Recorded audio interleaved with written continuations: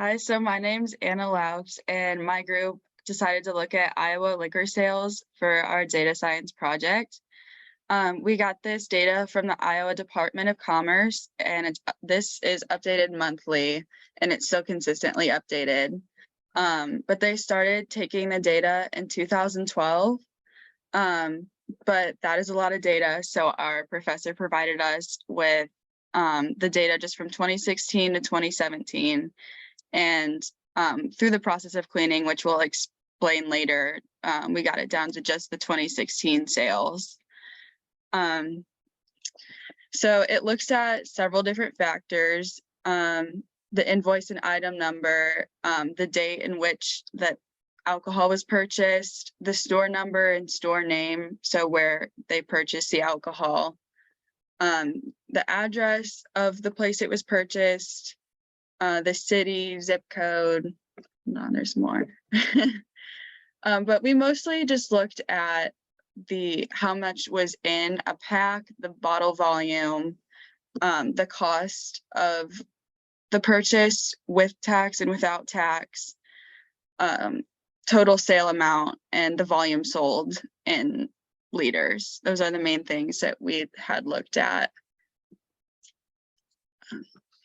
Yeah.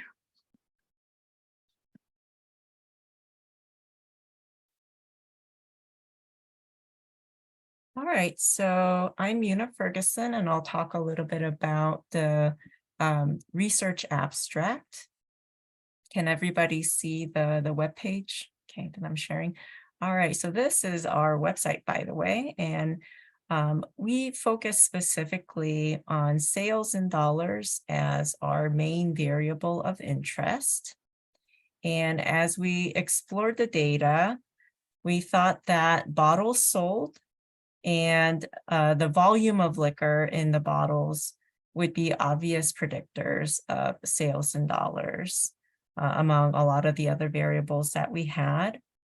And while these two variables as predictors might seem really obvious, we chose these two also because alcohol brands and different types of alcohol, different types of liquor have variation in cost. So there can be very cheap vodka or whiskey or other types of liquor, and also very expensive brands. So we wanted to know if these two predictor variables, despite the variation in certain costs in brands, could still do a decent job of predicting the sales amount. So that is what we focused on.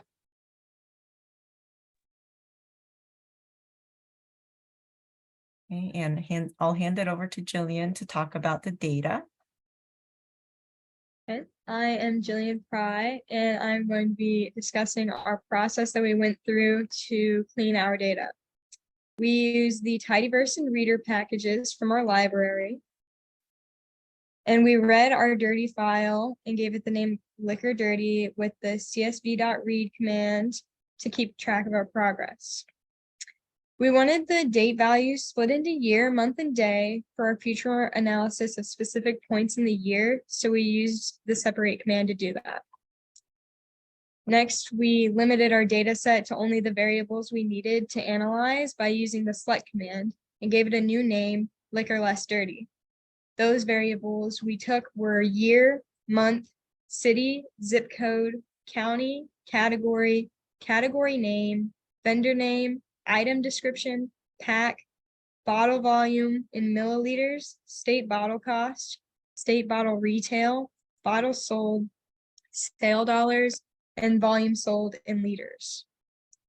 Then we noticed that some of the numeric values are actually categorized as characters due to their values. An example of that was in sale dollars, the values were displayed as dollar amounts, such as 1928, which can be considered as a character. So to fix this, we use the as.numeric command that we found on Stack Overflow website. Next, we wanted to focus our data by year to make the data set smaller by using the group by command. And we decided to go with 2016 due to the number of observations being higher than 2017. And since there were more observations, that helped reduce the bias in our data analysis. We did this by using the filter command, and we renamed it Liquor 2016 Dirty. Then we tried to find the city frequency for the data set, but we soon realized that the code had a conflict between the upper and lowercase text. This made the count of the data inaccurate because the two cities, for example, Des Moines and Des Moines, uppercase and lowercase, were considered two different cities. To fix this, with the help of Coding Prof, we came up with the new code to fix the problem. We used a command that consisted of mutate across where is character to lower to make all the entries lowercase text. Now we can find this more accurate city frequency, and we named it upper and lower dirty. To make the data set a lot smaller, we picked a sample of 5,000 observations from the entire data set and removed any rows that contained non-applicable values for any variable from the sample. With the help from Stack Overflow, we used the sample and na.emit command, and we named it Liquor 2016 sample, which is now our clean data set that we worked with to analyze. This sample ended up only having 4,838 observations.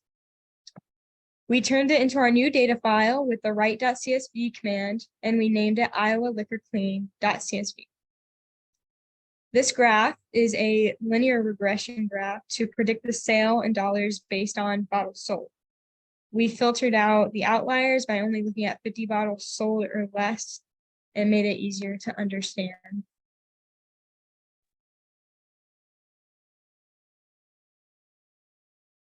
Alrighty, I'm Megan Mocker, and I'm going to talk about some of the analysis we took from our now clean data file.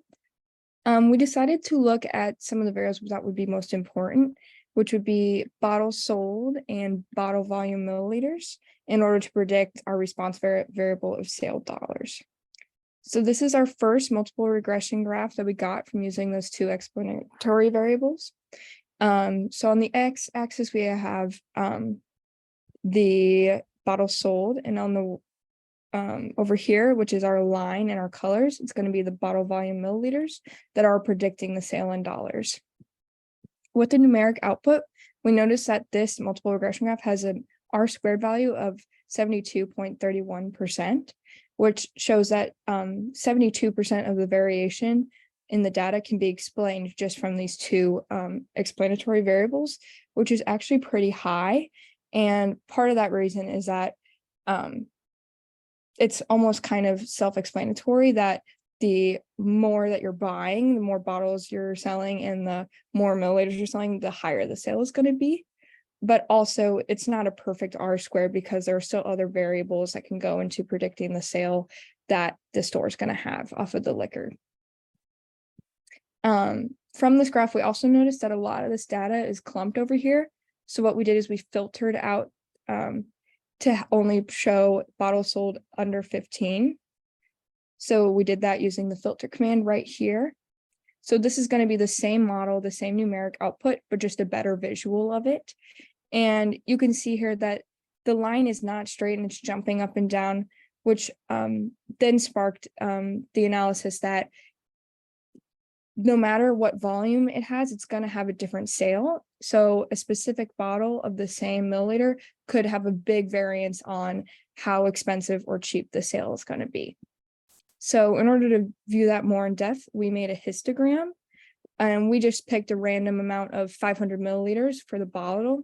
And we can see that just for the same milliliter of bottle, it's going to have a big variance in sale. We have one over $200 over here, and then we have a lot that are going to be cheaper, so probably around $20, $15.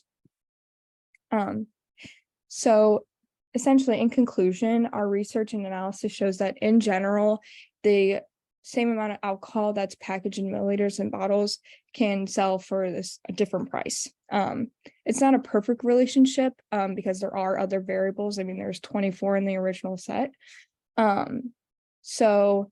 But essentially we can see that a 500 milliliter bottle of like high-end tequila can be different from a cheap-end 750 milliliter bottle. And in the future, we would maybe want to look at how COVID-19 could impact the sales, if that increased the amount of liquor sales in general, or a specific type of alcohol had more sales during COVID-19.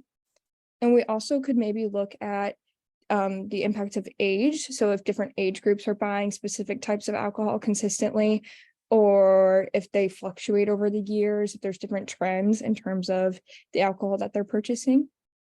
So yeah, there's a lot that we could have done with this data. But from right now, we had a good analysis of how the same milliliter bottles could have big range in prices. But thank you guys for watching.